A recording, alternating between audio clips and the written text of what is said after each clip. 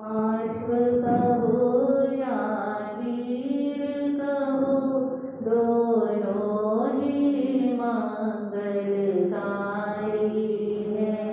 चाहे पार्श्व कहो या वीर कहो, दोनों ही मंगलकारी है। दुनिया के देवी देव सभी इनके ही चरण पुजारी है। दुनिया के देवी देव सभी इनके ही चरण पुजारी है। एक मामा के प्यारे हैं, एक माता कृष्णा दुलारे हैं। एक मामा के प्यारे हैं, एक माता कृष्णा दुलारे हैं। एक वाराणसी में जन्म लिया, एक क्षत्रिय कुंड अवतारी है। एक वाराणसी में जन्म लिया, एक क्षत्रिय कुंड अवतारी है। चाहे पार्श्व कहो या वीर कहो, दोनों ही मंगलकारी है।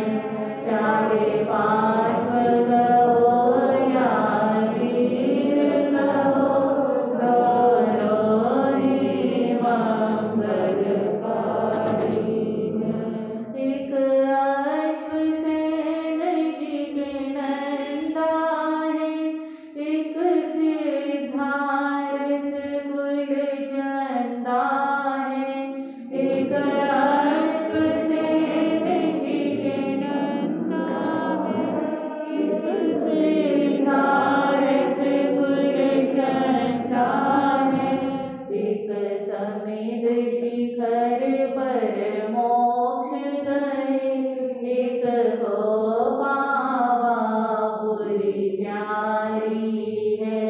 एक समिध शिखर पर मोक्ष गए, एक को पावा पुरी प्यारी है। चाहे पार्श्व कहो या वीर कहो, दोनों ही मंगलकारी है। चाहे पार्श्व कहो या वीर कहो, दोनों ही मंगलकारी है।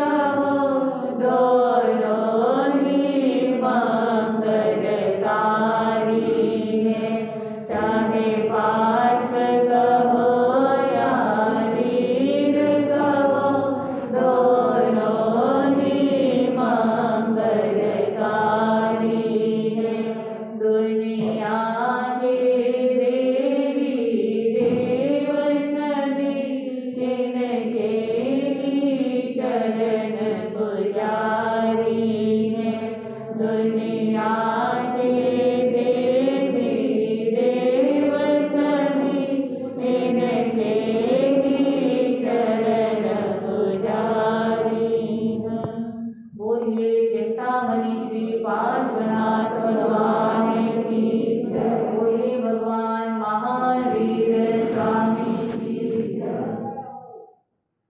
श्री महावीराय नमः।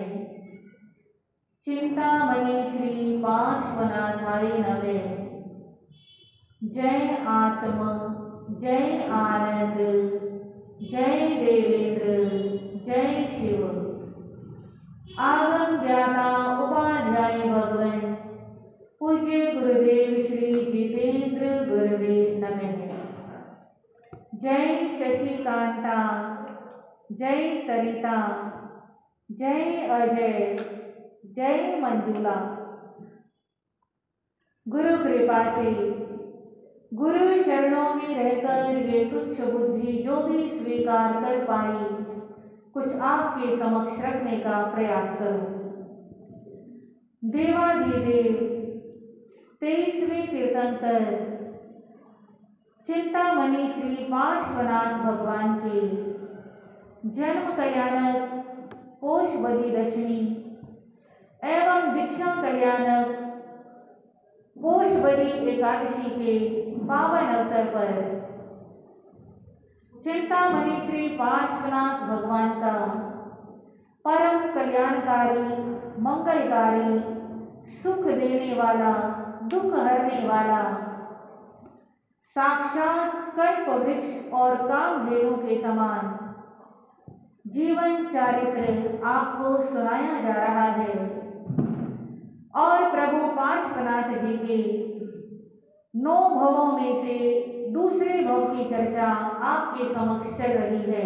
आपने सुना प्रथम भव में मरुभूति और दूसरे भव में दंडकारण्य के अंदर हाथी के रूप में प्रभु पार्श्वनाथ जी की आत्मा ने शरीर धारण किया और हाथी के भव में वन के अंदर ही ऐसे उस जीव के पुण्य जागे, ऐसा उसके कर्मों का क्षोक्षम हुआ कि वन में ही उन्हें सत्संगति प्राप्त हो गई और अरविंद मुनि का उपदेश सुन करके हाथी और हथिनी दोनों को प्रतिबोध प्राप्त हुआ।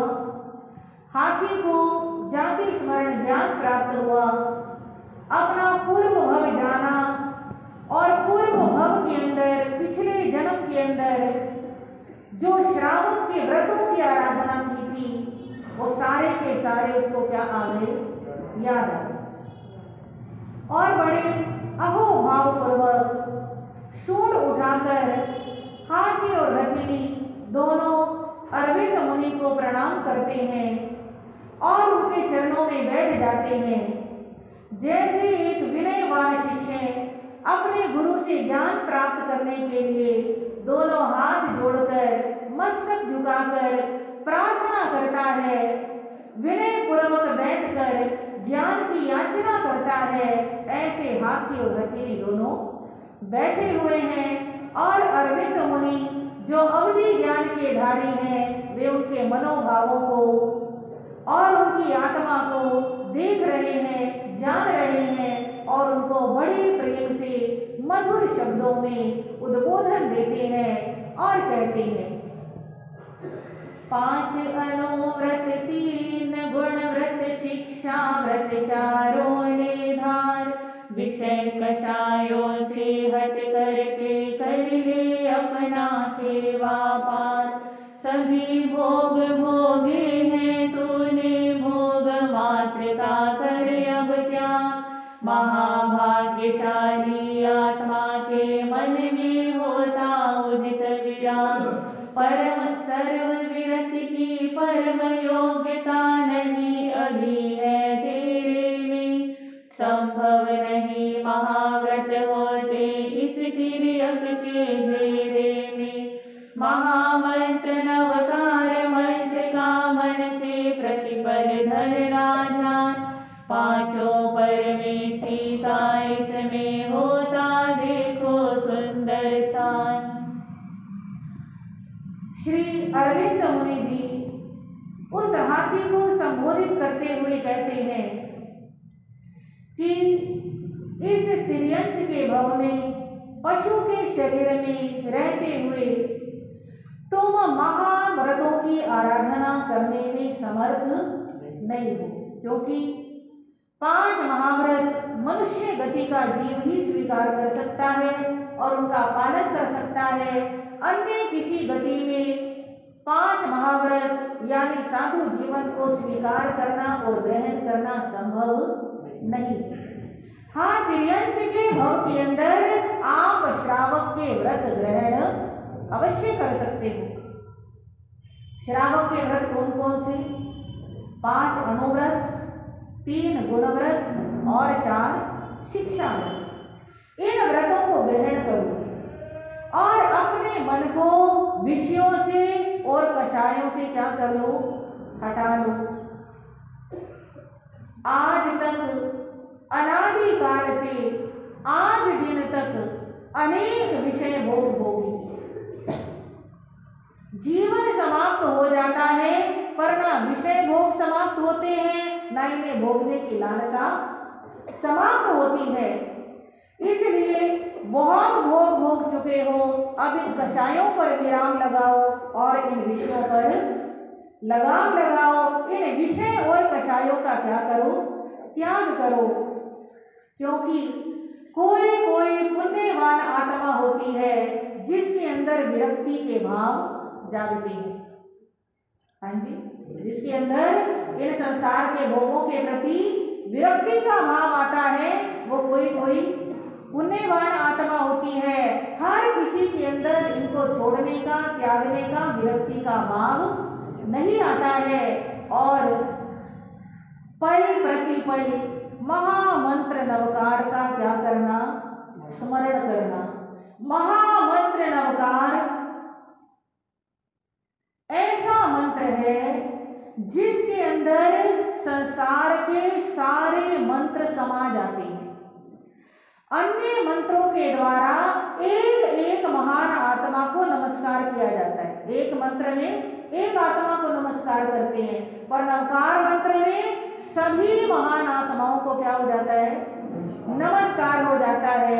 नमो अरिहंताणम बोलने मात्र से सभी अरिहंतों को, चाहे हमने उनके दर्शन किए हैं या नहीं किए हैं, चाहे हम उनके दर्शन कर सकते हैं या नहीं कर सकते, पर नमस्कार सबको हो जाता है।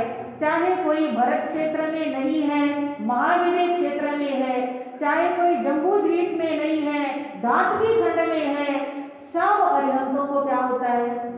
नमस्कार होता है। नमो सिद्धानम बोलने से आज तक जितने जीवों ने सिद्ध गति पाई है उन सब सिद्ध भगवंतों को नमस्कार हो जाता है। अनंत अनंत सिद्धों को क्या हो जाता है? क्या बोलने मात्र से? केवल नमो सिद्धानम बोलने मात्र से। ये समझ लो हमारे पास तो एक चाबी है। इसीलिए नमकार मंत्र को मंत्र नहीं कहते, शास्त्रों में सूत्र कहते हैं। सूत्र का मतलब धागा छोटा सा होता है पर वो बड़ी से बड़ी चीज को संजोने में सक्षम होता है। तो ऐसे ही छोटे से मंत्र के अंदर अनंत महान आत्माओं को नमस्कार है। नमो आर्यानम बोलने से सब आचार्यों को नमस्कार। नमो उपाध्यायानम बोलने से सब उपाध्यायों को नमस्कार। और नमो लोए सब साउनम बोलने से सभी साधुओं को नमस्कार। कोई संप्रदाय का भेद नहीं, कोई मेरा तेरा नहीं। जब नमो लोए सब साउनम बोलते हैं तो गुरु अपने शिष्य को भी क्या कर लेता है? जो शिष्य साधु बना हुआ है उसको भी क्या हो जाता है? बात समझ में आ रही है? कितना गहन और महान मंत्र है। वैसे तो सब अपने से बड़ों को ही नमस्कार करते हैं, पर जब साधु नमो लोए सब साउनम बोलता है तो उसका शिष्य जो साधु है उसको भी क्या होता है? नमस्कार होता है। बड़ों के साथ छोटों को भी प्रणाम है, हर साधु को प्रणाम है। इतना महान ये नवकार मंत्र है। अरविंद मुनि जी कहते हैं आप कभी नवकार मंत्र का शरणा मत छोड़ना। और देखो ये नवकार मंत्र कहाँ तक उनको पहुंचाता है। हाँ जी, आगे जैसे कहानी बढ़ेगी आपको पता चलेगा।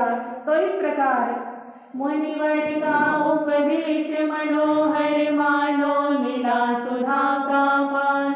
जन्म कृतार्थ हुआ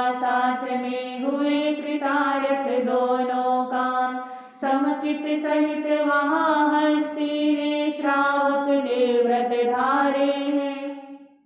शीश हिलाकर मन ही मन से गाए गुरु गुण भारे हैं। पास खड़ी उस हथनी को भी वैसा ही तो ज्ञान हुआ। अपने पिछले भव का सारा भली भांति से भान हुआ। भक्ति भावना से उसने भी अपनी सोंड उठा करके चरण वंदना की गुरुवर की मन ही मन हर्षा करके लेने को व्रत मंगलकारी भाव हृदय में जागे हैं। ज्ञानी मुनिवर जी के सम्मुख गए कर्म सब त्यागे हैं। शीश झुका कर दोनों ही तब चले विपिन में जाते हैं। पावन मुनि दर्शन पाने से पूरे नहीं समाते हैं। मुनिवर के मुख से उपदेश सुनकर उस हाथी को ऐसा अनुभव होता है जैसे मेरा ये जीवन भी सफल हो गया और मेरे कान भी सफल हो गए, पवित्र हो गए। इससे बड़ा सौभाग्य और क्या होगा। वन के अंदर एक तिर्यंच गति के जीव को क्या प्राप्त हो गया। मुनियों का दर्शन, मुनियों का प्रवचन, और इतना ही नहीं, प्रवचन सुन करके सम्यक दर्शन प्राप्त हो गया। श्रावक के व्रत प्राप्त हो गए। इससे बड़ा दुर्लभ योग और किसके लिए हो सकता है। इतने प्रसन्न है, अपना सिर हिला हिला करके मन ही मन बड़े खुश होते हैं। मुनि जी को प्रणाम करते हैं और उस हथिनी को भी उस सारा उपदेश सुन करके अपना पिछला जन्म याद आता है। वह भी मुनि के उपदेश को ध्यान से सुनती है और हाथी के समान सारे व्रतों को क्या कर लेती है, धारण कर लेती है। और हर्ष हर्ष खुशी खुशी मनाते हुए वहां से वापस अपने जंगल में आ जाते हैं और मुनि जी विहार कर जाते हैं। बंधुओं, व्रत लेने और ले करके निभाने, हाँ जी, कहना आसान होता है और निभाना बहुत मुश्किल होता है। आज हमारी जैन समाज के लोग छोटे छोटे नियम से भी ऐसे डरते हैं जैसे सांप से डर लगता है। महाराज जी नियम मत कराना, हाँ, और कहा ये कल्याणकारी व्रत एक तिर्यंच भी स्वीकार करता है तो उसकी भी आत्मा का क्या होता है, उद्धार होता है। बात समझ समझ की है, समझ आ जाए तो तिर्यंच को भी आ जाती है और ना आए तो इंसान को भी नहीं आती है। अब ये दोनों वन में रहकर, अटवी में रहकर किस प्रकार व्रतों का पालन करते हैं।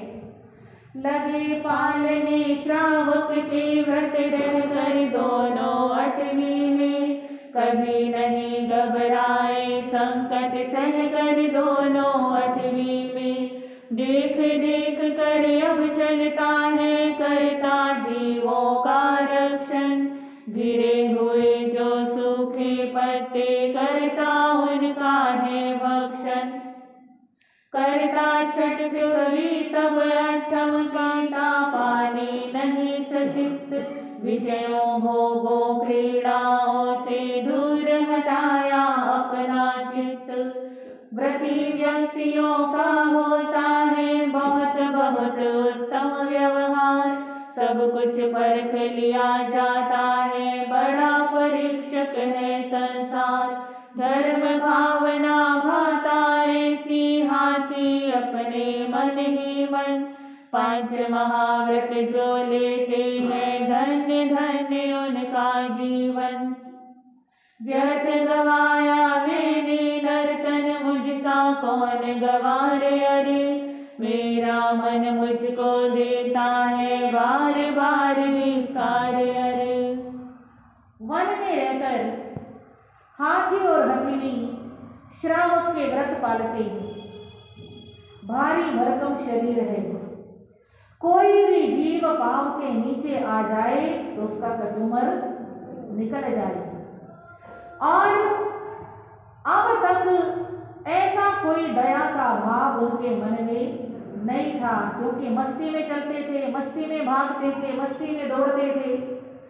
आज होश आया है कि हमारे पांव के नीचे आकर एक चींटी भी मरनी नहीं चाहिए, क्योंकि जैसे हमें अपने प्राण प्यारे हैं वैसे सब जीवों को अपने प्राण प्यारे हैं। एक एक कदम देख देख कर चलते हैं। और भोजन के लिए तिर्यंच का भोजन तो वनस्पति पर ही आधारित है, पर जब ज्ञान आ जाता है तो उसमें से भी रास्ता निकल जाता है।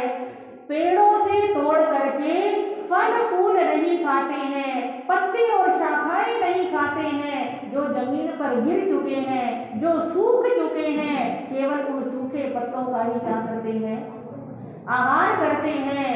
पानी हम उनको कौन प्रासुक बना करके दे? तालाब के अंदर ही जो पानी मिट्टी से मिला हुआ है, वो पानी जो धूप से गर्म हो चुका है, उस मिट्टी मिले हुए और धूप से जो गर्म हुआ है उस पानी को पीते हैं। सचित पानी पीते नहीं है। विषयों का, भोगों का, भागना दौड़ना, खेल करना, जल में जाके मनोरंजन करना, वो सब उन्होंने क्या कर दिया, त्याग दिया है। क्योंकि जो व्यक्ति जीवन में व्रत धारण करता है उसका व्यवहार अपने आप ही बदल जाता है।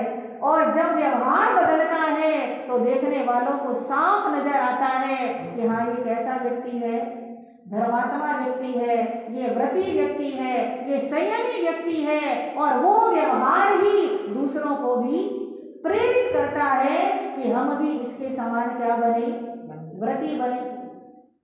वो हाथी मन में विचार करता है कि कैसा मेरा तिर्यंच का भव, कि इस भव में मैं 5 महाव्रत नहीं ले सकता। मैं हिंसा का, झूठ का, चोरी का, अब्रह्म का, परिग्रह का केवल स्थूल रूप से ही पालन कर सकता हूँ। मैं संपूर्ण रूप से पालन यानी इन चीजों का त्याग पूरी तरह से नहीं कर सकता। हिंसा, झूठ, चोरी आदि का पूरी तरह से त्याग नहीं कर सकता, केवल मोटा त्याग कर सकता हूँ। और पिछले जन्म में तो मैं मनुष्य था, मरुभूति था, तब भी गुरुजी के उपदेश सुनता था, पर तब पता नहीं मेरा कैसा कर्म था, मेरे मन में साधु जीवन लेने का भाव ही नहीं आया। पिछले जन्म में भी मैंने तो श्रावक के व्रत पाले और मैं साधु नहीं बना। अपना वो जन्म मैंने क्या कर दिया, गवा दिया। पर चलो कोई बात नहीं, श्रावक के व्रत पाले तो इस जन्म में दोबारा मेरे को क्या मिल गया, धर्म मिल गया है। अज्ञान अवस्था में रहकर कितने पाप कमाता मैं, सच्चे ज्ञानी मुनियों के यदि दर्शन यहाँ न पाता मैं। पुण्य उदय से आज अचानक मुनि का दर्शन पाया है, मुनि ने दे उपदेश पलट दी एकदम मेरी काया है। कि पिछले जन्म में श्रावक के व्रत पाले तो इस जन्म में मुनि के क्या हो गए, दर्शन हो गए। और अगर मुनि के दर्शन नहीं होता तो मैं अज्ञानी रहता, और अज्ञानी रहकर और पता नहीं कितने पाप कमाता रहता। ये तो मुनि जी का उपकार है, उन्होंने मेरे को ज्ञान दे दिया, मेरे को समझा दिया और मैं पापों से क्या हो गया, बच गया हूँ। सभी जगत के विज्ञ जन मुख से रहे पुकार, सत्संगति परमात्र की कर दी बेड़ा पार। चंदन मुनि अरविंद दे तारन तरन जहाज, उनकी आज कृतज्ञता मान रहा गजराज। ज्ञानी जन कहते हैं सत्संगति तो पल भर की भी बहुत बड़ी होती है। देखो उस हाथी ने कितने उपदेश सुने, कितनी देर के लिए उसको सत्संगति उस हाथी की काया एकदम क्या कर दी, पलट दी है। इसलिए संसार में सत्संगति का महत्व सबसे अधिक बताया गया है। सत्संगति जिसे मिल जाती है वह पाप मार्ग को छोड़कर धर्म मार्ग पर चलता है और आत्मा का कल्याण कर जाता है। अब यह गजराज, यह श्रावक अपने गुरु जी का उपकार मान रहा है, उनके प्रति अपनी कृतज्ञता ज्ञापित कर रहा है, क्योंकि संसार की कोई शिक्षा अगर कोई अध्यापक देता है तो भी शिक्षार्थी उसको क्या देता है, धन्यवाद देता है, उसकी आजीविका की व्यवस्था करता है, उसको तनख्वाह देता है। हाँ जी, वो तो संसार की विद्याएं होती हैं, पर जो संसार से तरने की विद्या दे दे ऐसे गुरु को, हाँ जी, ऐसे गुरु को अपने शरीर की चमड़ी की जूतियां भी बना के पहना दे, वो भी क्या होती है, कम होती है। संसार से तरने की विद्या देने वाले गुरु इस संसार में किसी किसी पुण्यवान को प्राप्त होते हैं। अब वो गजराज श्रावक क्या सोच रहे हैं, मेरा सोया भाग्य जगाने संत यहाँ पर आए थे, कितने मीठे प्यारे प्यारे अमृत वचन सुनाए थे, कभी नहीं उपकार आपका जीवन में बिसराऊंगा, जब गाऊंगा तब ही मैं तो गीत गुणों के गाऊंगा, मैं तो चला मारने मुनि को मुनि ने पर उतार किया, भूल सकूंगा क्यों कर मुझ पर बहुत बड़ा उपकार किया। मेरा सोया हुआ भाग्य जगाने के लिए ही अरविंद मुनि इस वन में आए थे, और देखो कितने प्यारे प्यारे मधुर ज्ञान के वचन सुनाए थे। हे गुरुदेव, मैं जिंदगी भर आपका उपकार कभी भूल नहीं सकता, क्योंकि देखो मैं तो कैसा अज्ञानी था, मैं मुनि को मारने चला था। कौन सोच रहा है, हाथी सोच रहा है कि मैं तो क्या करने चला था, मुनि को मारने चला था। पर देखो कैसे मुनि परोपकारी कि मारने वाले को भी उन्होंने क्या दिया, ज्ञान दिया, मारने वाले पर भी उन्होंने उपकार किया।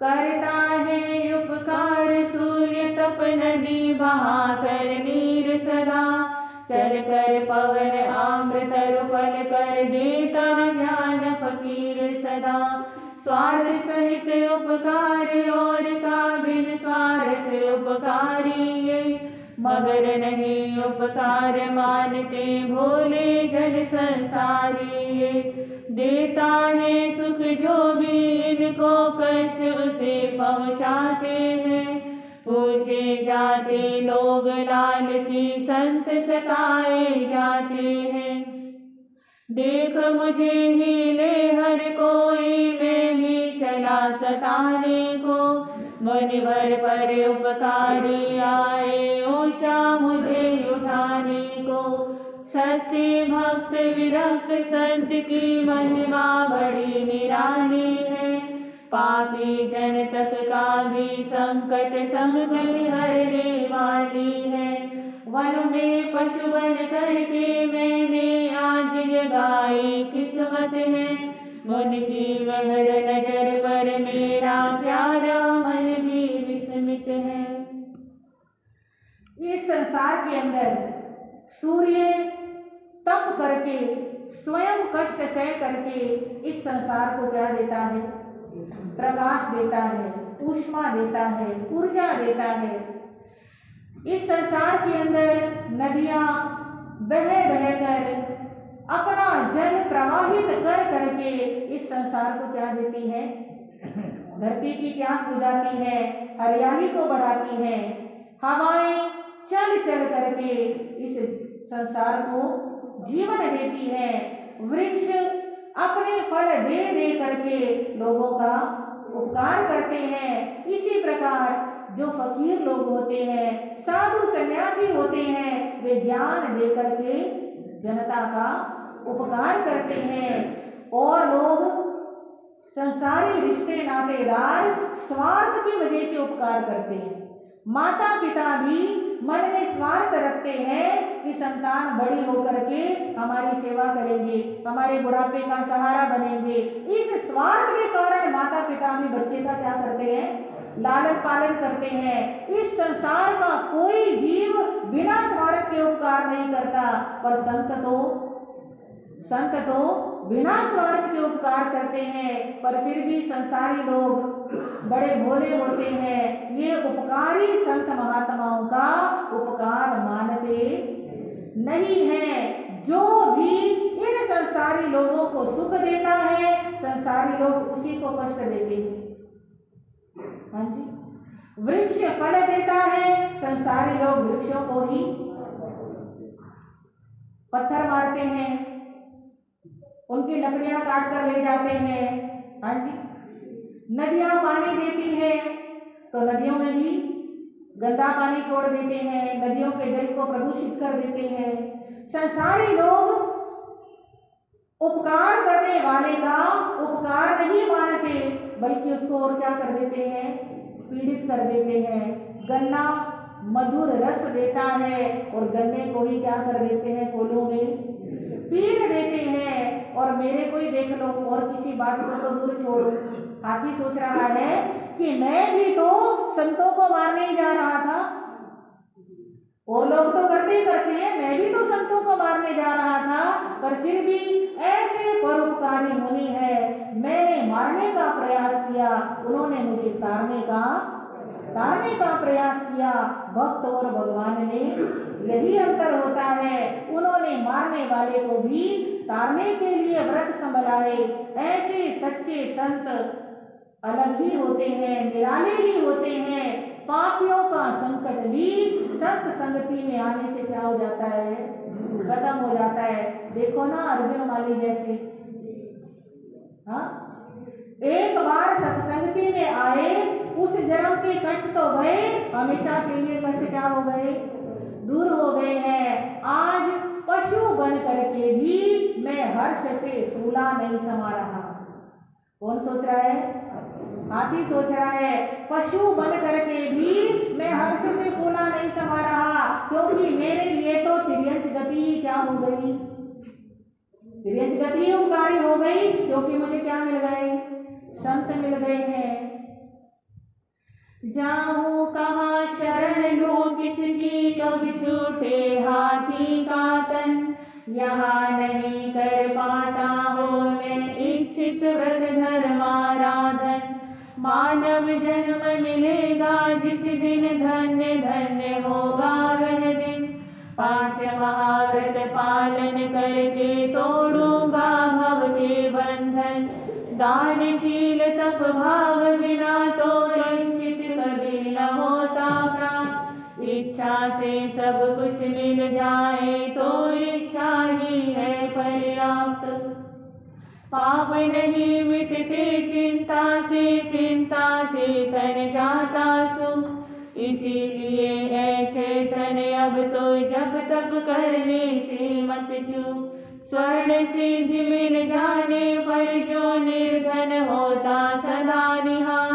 तिर्यक भव में भी मैं अब तो श्रावक धर्म रहा हूँ पार। जाति स्वर्ण ज्ञान से अपना पूर्व जन्म में लेता दे। पुण्योदय के बिना नहीं क्या होता मुझ में यहाँ विवेक। जितना कर सकता हूँ उतना जप तप करते रहना ठीक। नहीं धर्म करने वाले नर पशुओं के हैं पूर्ण प्रतीक। हाथी मन में विचार करता है कि पता नहीं कब वो दिन आएगा जब मुझे मानव भोग मिलेगा, और मानव भोग प्राप्त करके मैं 5 महाव्रतों का पालन करूंगा, अपनी आत्मा को कर्मों के बंधनों से मुक्त करूंगा। क्योंकि जब तक कुछ करते नहीं है तब तक कुछ मिलता भी नहीं है। इंसान सोचता तो बहुत है, ये हो जाए वो हो जाए, मेरे को देवगति मिल जाए, मेरे को मोक्ष मिल जाए, मेरे कष्ट दूर हो जाए। सोचता तो बहुत है पर करता कुछ भी नहीं है। जब करेगा तभी तो मिलेगा।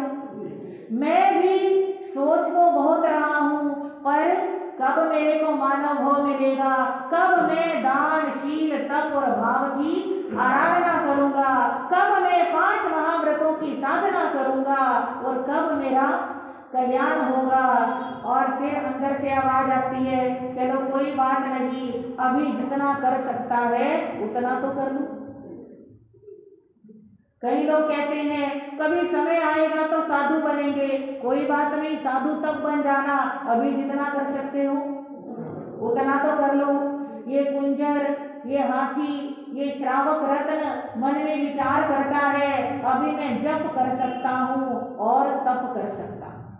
हाँ जी, जप में हर समय महामंत्र नवकार और तप में कभी बेले, कभी तेले, कभी उपवास, कभी एकासना। हाँ जी, कोई ना कोई तपस्या करता ही रहता है। और धीरे धीरे हमारे गुरुजी कहते हैं जैसे गुल्लक के अंदर 1-1 रुपया भी रोज डालो तो वो गुल्लक एक दिन भर जाती है। ऐसे थोड़ा थोड़ा धर्म भी रोज करो तो जब चलने का समय आएगा तब तक कुछ पूंजी हमारे साथ चलने को तैयार हो जाएगी और वो पूंजी हमें परलोक में दोबारा धर्म की प्राप्ति कराएगी।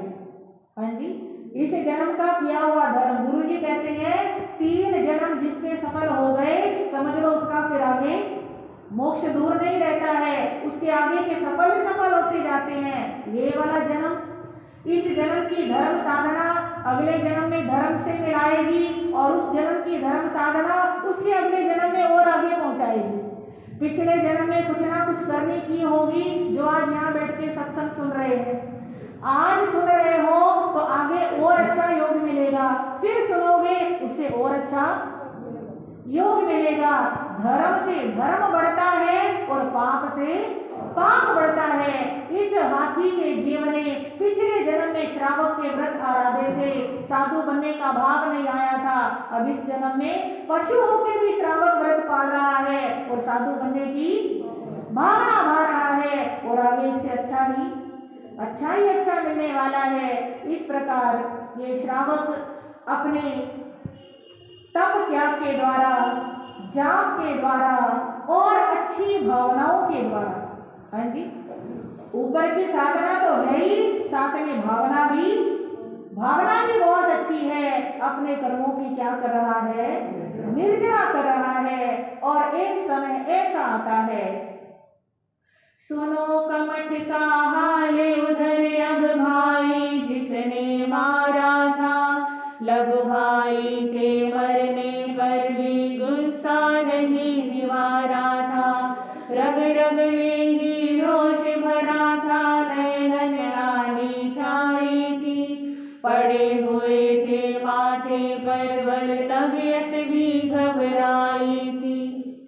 वो कमठ जिसने पहले गलत आचरण किया तो नगर से निकाला गया, फिर भाई को मार डाला तो आश्रम से निकाला गया, पर जिसने भाई को मार करके भी अपने क्रोध को शांत नहीं किया, सभी ताप सोने की निंदा जिसे निकाला आश्रम से, दूर हटाया मुश्किल से ही दम्भा काला आश्रम से, ऐसे क्रोधी मानव से भी प्रेम दिखाए कौन भला, आश्रम को बदनाम व्यर्थ में कहो बनाए कौन भला, दर दर खाक छानता आखिर परम दुखी हो जाता है, आर्त ध्यान से पीड़ित एक दिन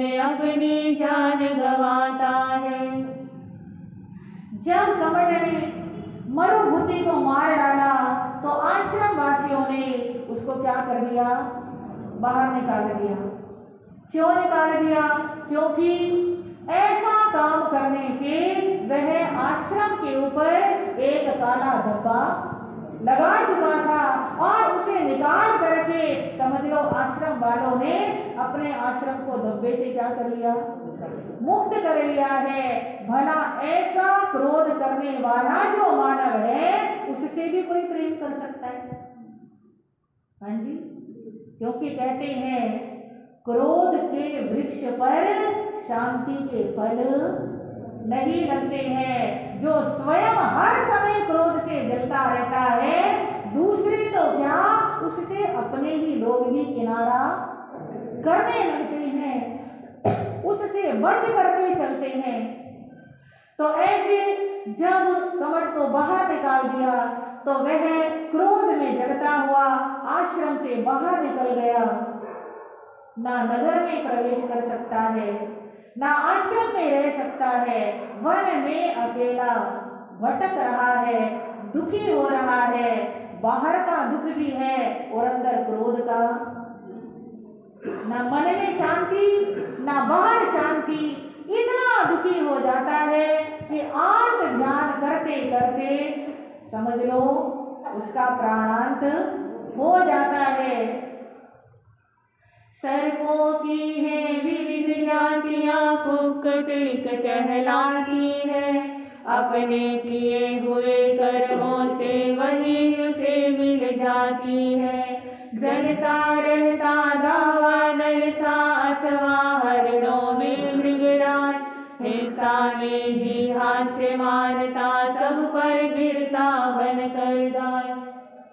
जिस वन में रहता था हाथी रहता उसमें कुक्कुट सर, भले भले जीवों का उसने दूर कर दिया सारा डर। इस कुक्कुट के द्वारा ही अब हाथी के जाएंगे प्राण, वैर वैर से बढ़ता रहता इसका देखो यही प्रमाण। कहते हैं इस संसार में हर जीव की अनेक प्रजातियां होती हैं, ऐसे ही सर्पों की भी अनेक प्रजातियां होती हैं। उन अनेक प्रजातियों में एक प्रजाति का नाम है कुक्कुट सर्प। कुक्कुट जिसके सिर के ऊपर मुर्गे के समान कलगी सी लगी होती है, जिसमें उड़ने की भी क्षमता होती है। ऐसा जहरीला वो सर्प, क्योंकि क्रोध की आग में जलते जलते मरा था। सर्प दो तरह के लोग बनते हैं, एक तो जो बहुत ज्यादा क्रोध करता है, बहुत ज्यादा क्रोध सर्प का प्रतीक होता है। जैसे सर्प का एक ही काम है, उसने डसना ही है, सर्प ने काटना ही है। ऐसे क्रोधी का भी एक ही काम होता है, कितनी उसकी सेवा कर लो, कितना ही उसको पूछ लो, उसने तो लास्ट में क्या लगाना है, डंकी लगाना है।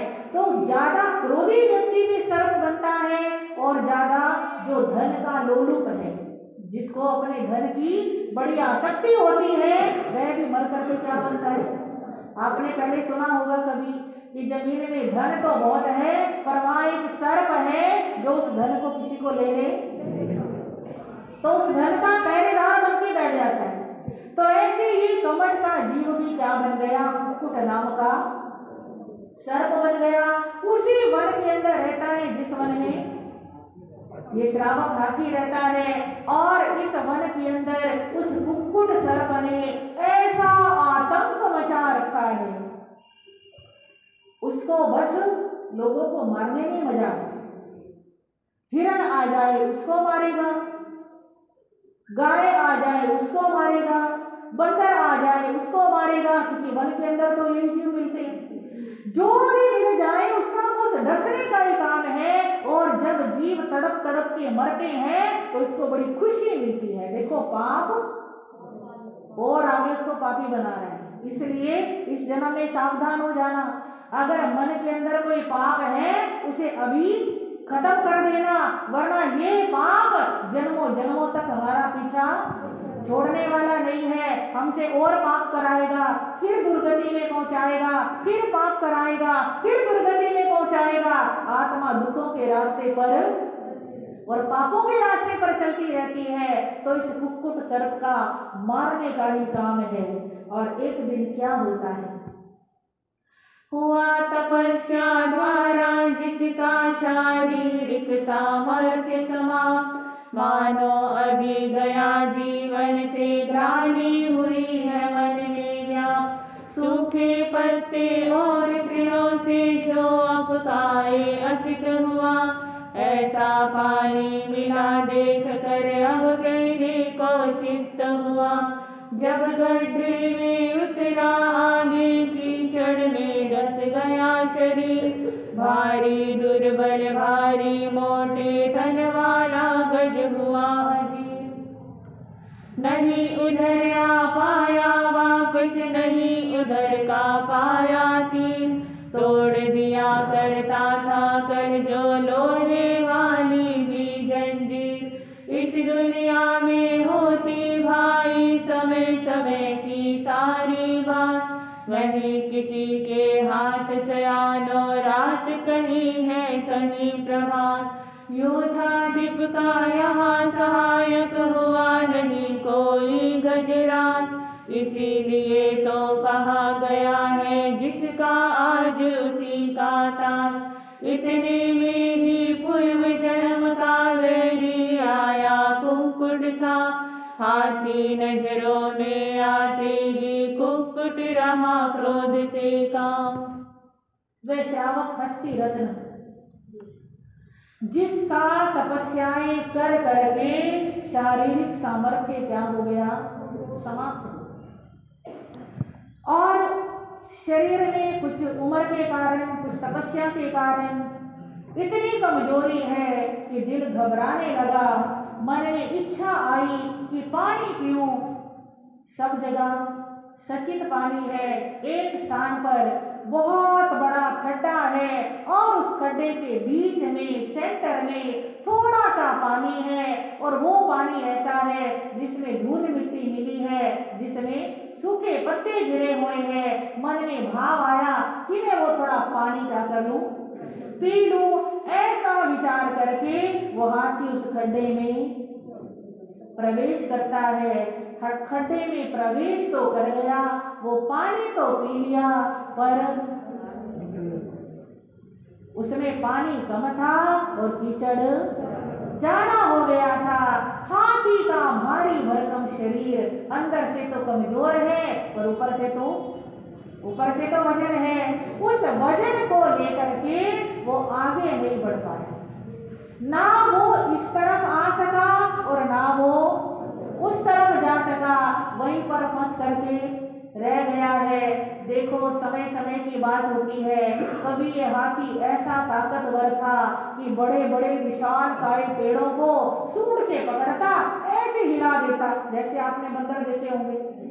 हाँ, वो खंबे के ऊपर भी बैठ जाते हैं, उसको भी ऐसे जोर से हिला देते हैं, तो ऐसे पेड़ों को उखाड़ डालता था। ऐसी लोहे की जंजीरों को तोड़ने जैसी भी ताकत थी, पर आज वो ताकत अपनी ताकत भी नहीं है और बाहर की शक्ति भी नहीं मिल रही। बाहर की शक्ति का मतलब पहले हमेशा हाथियों के समूह से घिरा रहता था, क्योंकि ये हाथियों के ग्रुप का स्वामी था, यूथाधिप था।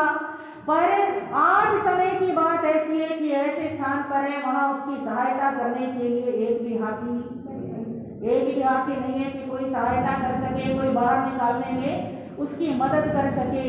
ऐसे वो हाथी वहां फंसा हुआ है, और कहते हैं ना, जब मुसीबत आती है तो सब तरफ से आती है। ना अपना शरीर काम कर रहा, ना किसी की सहायता मिल रही, और उधर से वो कुक्कुट सर्प भी उसी समय आ गया।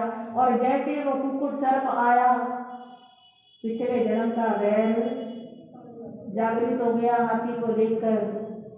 हाँ जी, कभी कभी आपको ऐसा महसूस होता है, किसी को देख करके प्रेम उमड़ पड़ता है और किसी को देख करके क्रोध आता है। किसी के पास बैठ करके दिल करता है कि यहाँ से हिले ही नहीं, और किसी के पास बैठ के दिल करता है कि कब यहाँ से जाए। होता है ना ऐसा? तो ये सब अपने अपने भाव तरंगे होती है, अपने अपने संबंध होते हैं। उस कुक्कुट के हाथी के साथ अच्छे संबंध नहीं थे। जैसे हाथी को देखा, इतना क्रोध आया। पहले उसकी क्रोध करने की आदत थी, ऊपर से और पिछला वैर जागृत हो गया। उड़कर अपने तीक्ष्ण नखों से कुंभ फल को भेद लिया, दृढ़ दाढ़ा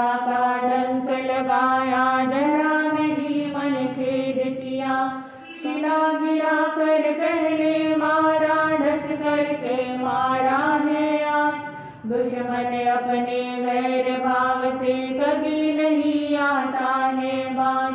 अपना काम बना करके अब कुक्कुट सांप गया वन में, तीव्र वेदना के क्षण में भी क्रोध नहीं गज के मन में। उड़ करके आया, आ करके उस मजबूर फंसे हुए बेचारे हाथी के शरीर के ऊपर इतना जोर से डंक लगाया कि उस हाथी के पूरे शरीर में क्या फैल गया? जहर फैल गया। उस सर्प ने तो डंक लगाया और वहां से उड़ करके वन में कहीं लुप्त हो गया। और इधर ये हाथी, अपार वेदना है शरीर के अंदर, पर मन के अंदर क्रोध। शरीर का जहर एक जन्म को खत्म करता है और मन में आया हुआ क्रोध का जहर जन्मों जन्मों को समाप्त कर देता है। तो ये श्रावक हाथी समभाव से उस वेदना को क्या करता है? 12 व्रतधारी हस्ती का हुआ विकस्वर वीर्योल्लास, किया व्रतों का पुनरुच्चारण दुष्कृत्यों का दिल से नाश। अरिहंतों को नमस्कार तो सिद्धों की स्तवना करता, श्री आचार्य उपाध्यायों को मन मुनियों को मन संभरता। हिम्मत कामना कर लेता है आत्मा को करके निश्चय, संभावों से सहन कर रहा विरह वेदना का बाहुल्य। अपने 12 व्रतों को पुनः रिवाइज करता है। पुनः रिवाइज करने से वो हमारी आत्मा के अंदर स्थित हो जाती है। जैसे मरुभूति के भव ने उन व्रतों का पालन किया था, अब जाति स्मरण ज्ञान हुआ तो वो व्रत उसको खोल के समझाने नहीं पड़ेंगे। हाँ जी, वही वाला ज्ञान, क्योंकि हर चीज यहाँ रह जाती है और आत्मा का जो ज्ञान होता है वो आत्मा के साथ अगले जन्म में भी जरूर जाता है। इसीलिए कहते हैं बार बार रिवाइज करो। सुबह शाम प्रतिक्रमण करते हैं, उसमें वही 12 व्रत बार बार क्या होते हैं? रिवाइज होते हैं। क्योंकि एक होता है कंठस्थ, एक होता है आत्मस्थ। अगर आत्मा में ज्ञान स्थित हो जाए तो वो अगले जन्म में जल्दी से क्या आ जाएगा? याद आ जाएगा। तो वो 12 व्रतों को रिविजन करता है, पंच परमेश्वरी भगवान को ध्यान करते हुए वंदन नमन करता है, संसार के सब जीवों से हिम्मत कामना करता है, क्षमा याचना करता है। धर्म भावना भाता भाता करता है से उच्च विचार, जन्म मरण के दुखों से भरा हुआ सारा संसार। मरते सभी जगत के प्राणी, इसमें दुख नहीं आश्चर्य। मरण समाधि सहित जो होता, उसमें आत्मा का सौंदर्य। भक्षण किया सियालों ने, पर मुख से सीतक नहीं करी। धन्य धन्य ऐसे मुनियों ने ठीक मुक्ति की राह चली। कहते हैं जब अपने ऊपर कष्ट आए ना और सहना मुश्किल हो जाए तो उनको याद करो जिन्होंने कष्टों को हंसते हंसते क्या किया है? सहन किया है। अब ये हस्ती श्रावक भी मन में सोच रहा है कि मरना तो सबको एक दिन है ही है, पर जो मरण समाधि के साथ होता है, समभाव के साथ होता है, वो मरण क्या होता है? वो मरण श्रेष्ठ मरण होता है। उसे शास्त्रों के अंदर पंडित मरण कहा गया है, क्योंकि समाधि मरण, पंडित मरण जो होता है वो आत्मा को ऊंचाइयों की तरफ ले करके जाता है। और जो मरण रोते रोते होता है, दुखी होते होते होता है, नींद तो नहीं आ रही किसी को, वो मरण इस आत्मा का पतन करने वाला होता है। कष्ट बहुत अधिक है, पर हस्ती रत्न उनको याद कर रहा है। महामुनि ऐसे संत रत्न जिन्हें कहते हैं अवंती सुकुमारी, क्या हुआ था उनके साथ पता है? उन्होंने दीक्षा ली और अपने गुरुजी से कहा, गुरुजी मैं लंबे समय तक संयम नहीं पाल पाऊंगा, इसलिए मेरे को दीक्षा लेते क्या करा दो? संथारा करा दो। संथारा ले लिया, वन में चले गए, जा करके ध्यान लगाया और एक सियारनी, सियार को आम भाषा में गिद्दड़ बोलते हैं, अपने बच्चों को लेकर के आ जाती है और मुनि के शरीर को खाना शुरू कर देती है। पिंडलियां खाती है, टांगे खाती है, शरीर गिर जाता है, पर सहन शक्ति इतनी है कि मन गिरने नहीं देते। खेल तो सारा मन का है, भावों का है। शरीर गिर रहा है, खत्म हो रहा है, पर भाव और ऊपर चढ़ते जा रही है। तीव्र आग की ज्वालाओं को माना अमृत का सिंचन, मुनियों ने सोचा है ऐसे शुद्ध हो रहा है कंचन।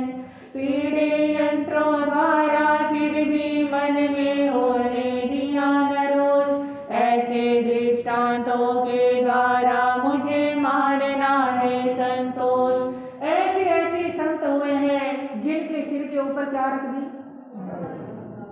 अग्नि रख दी, शरीर जलता रहा, पर वे क्या मानते रहे, जैसे आग में जल के सोना और अधिक चमकता है, ऐसे ये आग मेरी आत्मा को क्या कर रही है और चमका रही है। कौन थे? महामुनि दस्यु कुमार। ऐसे ऐसे संत हुए हैं जिनको गन्ने का रस निकालने वाले कोल्हू के अंदर पील दिया गया, पर फिर भी मुंह से सी तक भी नहीं की। ऐसे ऐसे दृष्टांतों को याद कर करके मुझे अपने मन को संतोष देना चाहिए, क्योंकि मेरे को वैसा कष्ट तो नहीं दिया जा रहा जैसा उनको मिला था। कुक्कुट सांप नहीं अपराधी, अपराधी है मेरे कर्म, कर्म तोड़ने के खातिर ही अपनाया जाता है धर्म। कुछ भी लिए बिना कुक्कुट ने मेरा किया बड़ा उपकार, बदला उसने लिया किया है मेरे सिर से हल्का भार। बुरा कहो क्यों मानो उसका, करो व्यर्थ क्यों क्रोध भला, भटको क्यों भव सागर में मन धारण कर प्रतिशोध भला।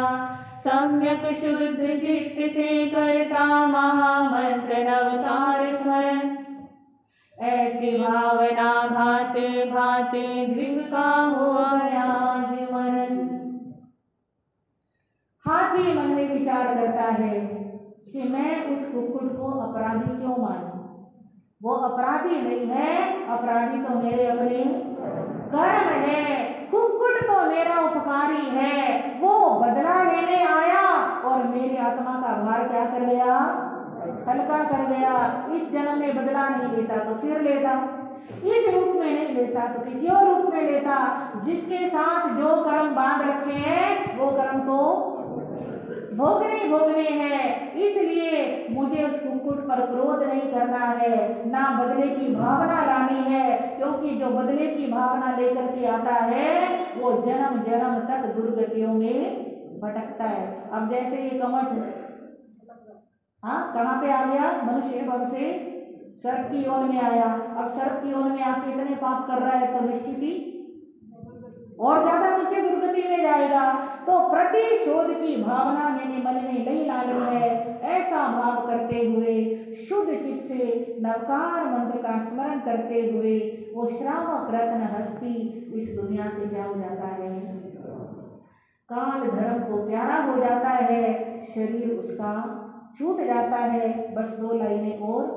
जन्म दूसरा पार्श्वनाथ का देखो ऐसे हुआ व्यतीत, कर्म किसी को नहीं छोड़ते नहीं किसी से इनकी प्रीत। जिसे आत्मा ने कर्म किए हैं उसे भोगने पड़ते फल, भुगताने के लिए किसी को देना होता नहीं दखल। पर जीवन में कर लिया संसारा सुखकार, इसीलिए है धर्म पर हर एक का अधिकार। चंदन धर्म ज्ञान का करो नहीं अभिमान, आत्मदृष्टि से समझिए सारे जीव समान। नहीं किसी को कष्ट दे अगर चाहिए जीवन पांच चरित्र का है उद्देश्य प्रमुख। इस प्रकार हाथी के जीवन ने संसार ग्रहण कर लिया और इस घटना से हमें पता चलता है कि धर्म पर हर जीव का अधिकार है। हम जैन बने हैं तो ये नहीं सोचना कि जैन धर्म केवल हमारे लिए ही है, दूसरे जीव भी क्या कर सकते हैं, धर्म का आचरण कर सकते हैं। केवल मनुष्य ही नहीं, पशु भी धर्म का आचरण कर सकते हैं। बस ये विचार करिए कि सबकी आत्माएं एक समान है, जैसे हमारी आत्मा है वैसे सबकी आत्मा है। और इस कथानक से, इस दूसरे भाव से हमें ये शिक्षा मिलती है कि हमें किसी भी जीव को किसी भी हालत में कभी भी कष्ट नहीं पहुंचाना चाहिए। अगर सुख चाहते हैं तो दूसरों को भी क्या देना है, सुख देना है। यदि भला किसी का कर न सको तो बुरा किसी का मत करना। अमृत न पिलाने को घर में तो जहर पिलाने से डरना। इन शब्दों के साथ आज के वक्तव्य को पूर्ण करते हैं। अब मंत्री जी सूचना करें।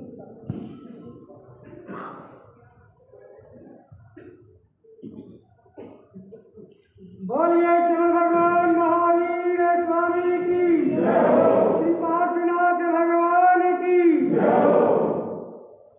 परमवंदनीय प्राप्त सम्मानीय महासाहब जी डॉक्टर श्री श्रीता जी महाराज साहब, महासाहब जी श्री शशिकांता जी महाराज, महासाहब जी श्री अजय कुमार जी महाराज साहब को वंदन नमस्कार करो।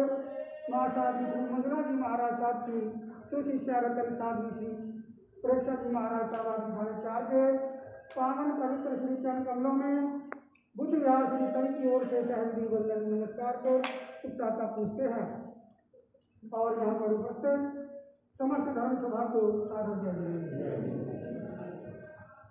देवी जी महाराज का इतना बढ़िया तरीका समझाने का, और मेरे ख्याल से जो प्रवचन एक बार सुन के जाता है ना और वो दोबारा नहीं आता तो समझो कि कोई बहुत बड़ी मजबूरी होगी, वरना वो प्रवचन नहीं छोड़ेगा। इतना रस और इतने मधुर शब्दों में गुण सुना रही हैं, सुन के हर आप व्यक्ति मेरे ख्याल से भावुक हो जाता है। अगर जो आज आया है दिमाग भाई, जब कल नहीं आएगा तो बहुत बड़ी मजबूरी में ही नहीं आएगा, नहीं तो मेरे ख्याल से प्रवचन नहीं छोड़ता। कल संख्या बड़ी कम थी तो मुझे सब फील सा हो रहा था, तो प्रधान जी ने और हमने बैठ के कुछ फोन भी किए हैं तो काफ़ी लोग आए हैं उसमें से। तो सभी से मेरा निवेदन है, जो लेट आए हैं वो कल समय पे आने की कोशिश करें, और जो नहीं आए हैं उनको भी अपने साथ लाएं। आज मेरे घर में लाने की लेके आए हैं दिगंबर जैन समाज से हमारे भाई पदम जी, तो उनका भी श्री स्वागत करता है, अभिनंदन करता है। जोड़े से आए हैं तो इनसे भी मेरा निवेदन है तो कल अपने और साथियों को लेके आए। बहुत सुंदर कथा का वर्णन भगवान पार्श्वनाथ की, बड़ा आनंद आ रहा सुनने में। उद्वैन जी महाराज का भी मैं पूरे बिहार श्री संघ की ओर से, चाहे दिगंबर समाज हो चाहे जैन श्वेतांबर समाज, सबकी ओर से उद्वैन जी महाराज का बहुत बहुत हार्दिक आभार व्यक्त करते हैं कि आपने बड़ी कृपा की।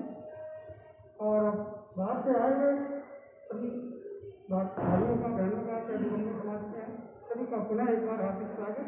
और अब सभी मिलकर गुरु जी महाराज के चरणों में गुरु वंदन करेंगे।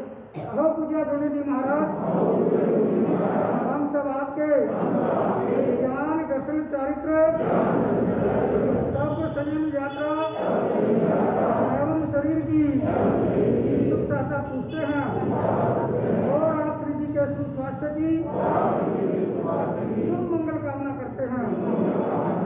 आप श्री जी के चरणों में हाथ जोड़कर, मान मोड़कर, सुखों के पास से 3 बार वंदन नमस्कार करते हैं।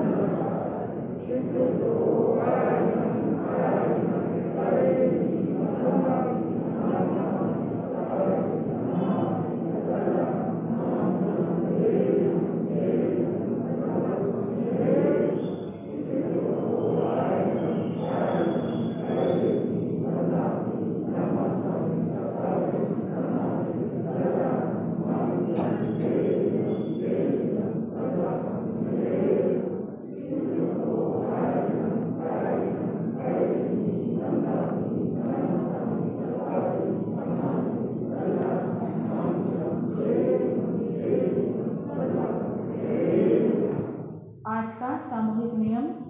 आज बाजार की 2 मिठाइयों की छूट रख के बाकी सब मिठाइयों का त्याग करना है। ठीक है, 2 की छूट है, वो भी ध्यान में रहे तो चलो कोशिश करना सारी छूटें आज के लिए। 2 मिठाइयों की छूट रख के बाकी का त्याग अन्यथा भोजन से ऐसा करें। बोलिए भगवान महावीर स्वामी की जय। चिंतामणि श्री नाथ भगवान की जय। आचार्य सम्राट पूज्य श्री आत्माराम जी महाराज की जय। आचार्य सम्राट पूज्य श्री आनंद ऋषि महाराज की जय। आचार्य सम्राट पूज्य श्री देवेंद्र मुनि जी महाराज की जय। वर्तमान आचार्य सम्राट पूज्य श्री शिव मुनि जी महाराज की जय। आगम ज्ञाता उपाध्याय भगवान पूज्य गुरुदेव श्री जितेंद्र मुनि जी महाराज की जय। प्रवर्तनी सरलात्मा सद्गुरानी श्री कांता जी महाराज की जय। उत्तर भारतीय प्रवर्तनी श्रवणी सूर्या डॉक्टर श्री सरिता जी महाराज की जय। सरलात्मा सद्गुरुवर्या श्री अजय जी महाराज की जय। सरलात्मा मम गुरुवर्या श्री मंजुला जी महाराज की जय। अहिंसा परमो धर्म की जय। जैन धर्म की जय। संसार के सभी साधु साध्वियों की आगम रसिका मधुर वक्ता सद्गुरानी श्री प्रेक्षा जी महाराज की नमो हरिहंतानं नमो सिद्धानं नमो आयर्यानं नमो वज्रायानं नमो लोय सव साहुनं ऐसो पंचनमोकारो सव पावपनासनो मंगलानं च सर्वेसिं परमं हवै मंगलम् चैतावरहं वासं चक्रवर्ती महेड्यो सन्ति कलिलोये परतो वै मनुत्तरं नमियों सुरसुर गरुड़ भुव परिबंधिये गए किले से हरिये सिद्धाय योगछाय सब साम्य श्री चितारी मंगलम हरिहंता मंगलम सिद्धा मंगलम साहु मंगलम केली पनतो नमो मंगलम चतारी लघुतमा हरिहंता लघुतमा सिद्धा लघुतमा साहु लघुतमा केली पनतो नमो लघुतमा चतारी शरणं पवज्यामि अरिहन्ते शरणं पवज्यामि सिद्धे शरणं पवज्यामि साहु शरणं पवज्यामि केवली पनतं ब्रह्मं शरणं पवज्यामि। ये 4 शरणे दुख हरणे मंगल करने और शरण नहीं कोई जो भव प्राणी याद रखे अक्षय।